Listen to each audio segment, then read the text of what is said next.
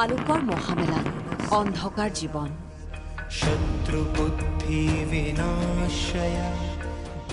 চমক লগা আতচবাজিৰে আকাশ উজ্বলিছে কিন্তু তেওঁলোকে মাথো লাগি চাইছেহে চৌদিশে শাৰী শাৰী বন্তি উজ্বলিছে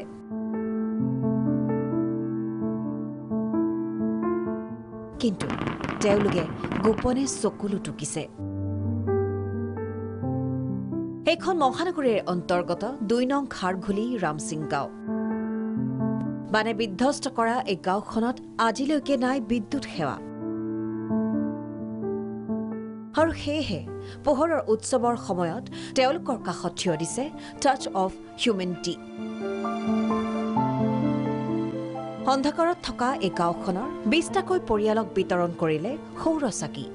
আমি ভাবিলো কি যেহেতু দীপাৱলী এটা পোহৰৰ উৎসৱ আৰু লগতে শিশু দিব আমি যোৱাবাৰৰ নিচিনাকৈ এবাৰো আকৌ লেটস লাইট আপ লাইফ বুলি আমাৰ এটা ইনিচিয়েটিভ লৈছিলো য'ত নেকি আমি সোলাৰ ল্যাম্প দিওঁ যাৰ একদম দুখীয়া পৰিয়াল যাৰ ঘৰত একেবাৰে কাৰেণ্ট নাই যাৰ ঘৰৰ ল'ৰা-ছোৱালী পঢ়া শুনা কৰে তেওঁলোকৰ ভৱিষ্যতৰ কাৰণে শিক্ষাৰে তেওঁলোকৰ জীৱনটো যেনেকৈ উজ্জ্বল হয় তাৰে কামনা কৰি আমি এই গাঁওখনত আহিছো বহুত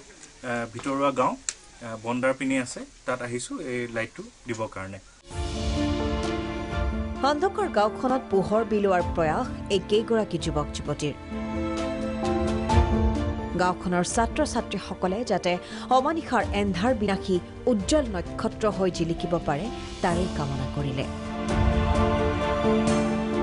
ভাস্কৰ জ্যোতিৰ ৰিপৰ্ট প্ৰাগ নিউজ